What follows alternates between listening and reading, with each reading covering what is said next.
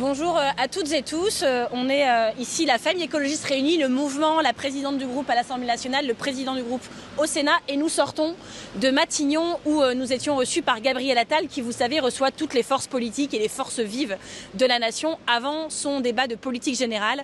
On voulait vous faire un rapide compte-rendu de ce que nous, on est venu mettre sur la table du Premier ministre.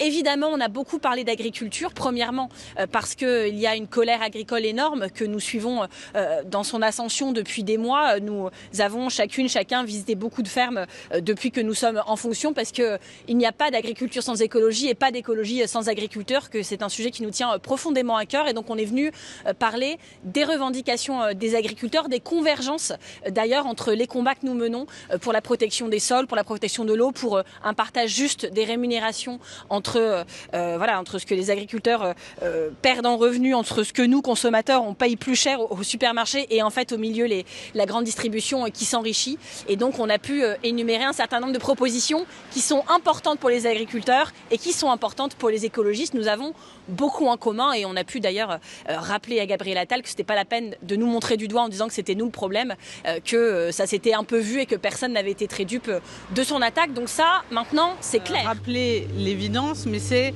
que nous avons un désaccord profond et fondamental sur la politique économique, sur la politique sociale, sur la politique environnementale, sur la politique de sécurité, sur l'éducation.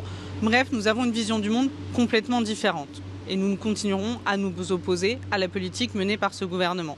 Nous lui avons aussi donné ce qui nous semblait être les priorités, c'est-à-dire inscrire dans la loi les objectifs climat et les objectifs énergie renouvelables qui aujourd'hui ont disparu. Prendre des mesures immédiates en termes environnementaux et climatiques. Fin de la niche fiscale sur le kérosène ou arrêter aujourd'hui les nouveaux forages en Gironde.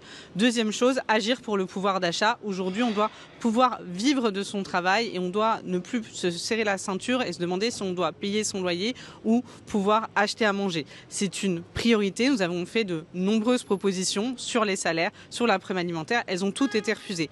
Troisièmement, la question du logement. Le logement aujourd'hui pèse dans le budget des ménages. On a en plus un effondrement de la construction. Il faut agir vite. Aujourd'hui, on a un Premier ministre qui est incapable de nous donner ses propositions sur le logement. Nous avons développé l'ensemble de ces priorités et bien d'autres, les questions bien sûr institutionnelles, les questions bien sûr internationales sur lesquelles Guillaume reviendra, mais nous avons aussi parlé de la question plus globalement de l'agriculture et des inégalités qui sont en train de miner notre territoire. Et le message, il est extrêmement simple. Aujourd'hui, qui sème la misère récolte la colère. On a un gouvernement qui n'a pas su mettre de limite à un système avide agroalimentaire, qui n'a pas su mettre de limite à la grande distribution, qui continue de soutenir un système inégalitaire, qui laisse quelques-uns s'enrichir et le reste des agriculteurs s'appauvrir. Aujourd'hui, il faut mettre un terme à cette politique d'inégalité extrêmement importante et nous lui avons redit notre opposition totale et frontale sur ces mesures. Et enfin, nous lui avons assuré par contre notre soutien sur les textes de la constitutionnalisation de l'IVG et sur les textes de la fin de vie. C'est une demande importante que tout le monde soit respecté et puisse choisir sa mort, puisse mourir dignement si il est en fin de vie et dans des souffrances atroces. Nous voulons avancer sur ces questions et nous le ferons dignement et au-delà de toute position partisane. Et enfin, nous lui avons demandé une chose, ne pas revenir sur l'AME. On a trop de chantiers. Arrêtons cette espèce de course-poursuite sur l'obsession contre l'immigration ouverte par la loi de Gérald Darmanin. C'est vrai qu'on est dans un système injuste dans lequel on rajoute toujours de l'injustice. Et dans les propositions qui ont été faites par le Premier ministre, dans tout ce qu'il a pu nous dire, c'est en fait toujours cette même méthode en fait, d'opposer les uns contre les autres, d'ajouter de l'injustice, de créer de la différence, de créer des clivages. Et je pense que c'est particulièrement dangereux dans la période dans laquelle nous sommes, dans la tension que nous pouvons vivre.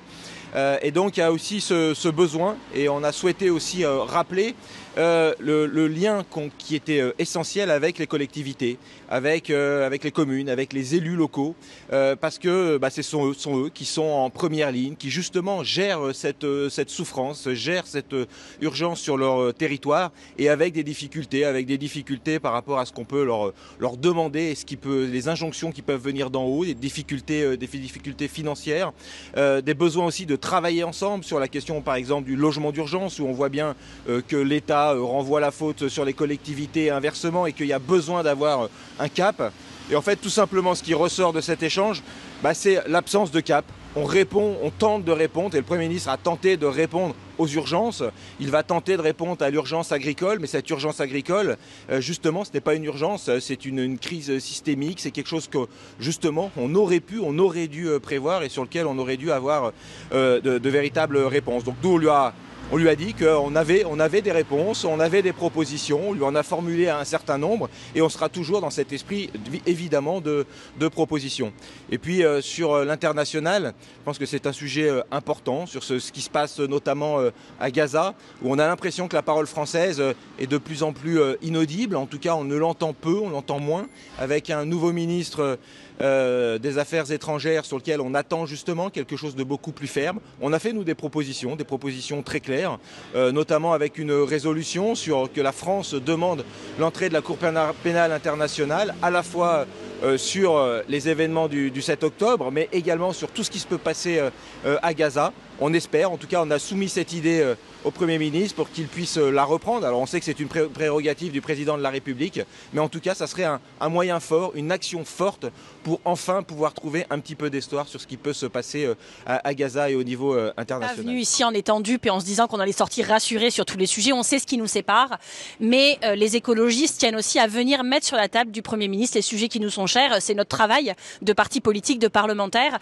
et donc nous sommes venus avec des revendications qui nous sont transmises par les associations. Le DAL que nous sommes allés soutenir voulait que nous disions à quel point les personnes qui sont à la rue aujourd'hui, beaucoup travaillent, et je pense que c'est quelque chose dont beaucoup de politiques et beaucoup de Français n'ont pas forcément conscience. Les acteurs de l'aide sociale à l'enfance aussi voulaient alerter sur le fait qu'aujourd'hui dans ce pays, des enfants de 10 ans sont placés par l'aide sociale à l'enfance dans des hôtels seuls avec un seul ticket repas par jour et livrés au réseau de prostitution. Il y a des morts dans des hôtels, dans des campings, des gamins qu'on laisse seuls. Et quand Emmanuel Macron, avec son réarmement démographique et ses leçons de parentalité, nous fait un peu la morale, il oublie qu'il est lui, en tant que président, le parent de substitution quelque part de centaines de milliers d'enfants dans ce pays. Et quand on voit comment il les traite, je pense qu'il est assez mal passé pour faire des leçons de morale là-dessus. On a parlé aussi de Valdune, qui est un dossier que l'on suit en tant qu'écologiste, en tant que soutien aussi de l'industrie française, de l'industrie d'excellence, et puis en train de soutien de la relance ferroviaire, puisque à Valdune on fabrique les seules roues de train de France, et que cette entreprise est en train de couler, d'être laissée tomber. Donc on a insisté beaucoup après avoir échangé encore une fois ce matin avec les salariés de cette usine sur ce que l'État pouvait faire pour les sauver, et on espère vraiment que ça fonctionnera. Donc on a pu au moins relayer des propositions, celles du personnel de santé que tu as pu rencontrer sur ta circonscription aussi, on en a parlé, c'est les mal logés, toi tu as parlé des élus que tu rencontrais aussi, et puis évidemment de tous ces agriculteurs qui nous disent, quand on va sur le terrain, ils disent pas c'est vous le problème les écolos, ils disent vous et nous on est d'accord sur les traités libre-échange, sur le fait qu'on veut pouvoir vendre dans les cantines, manger dans les cantines les produits qu'on produit, et que c'est 3 milliards 4 de repas par an dans les cantines au total. Et donc quand les maires écolos font du bio et du local, évidemment que ça change la donne dans ces territoires-là, et que si tout le monde, tous les élus, les régions, les départements, les villes appliquaient ces mesures-là comme nous le faisons, on aurait peut-être aussi moins de problèmes de rémunération des agriculteurs. Vous avez vu, on a parlé de beaucoup de sujets, on n'a pas eu beaucoup de réponses sur pas grand-chose, et sur l'écologie, on peut pas dire qu'il en ait beaucoup parlé. On sent que c'est pas ça qui l'intéresse, mais nous, ça nous intéresse, et ça continuera de nous intéresser. Donc comptez sur nous, sur les sujets environnementaux et sur tous les autres, pour ne rien lâcher. À bientôt.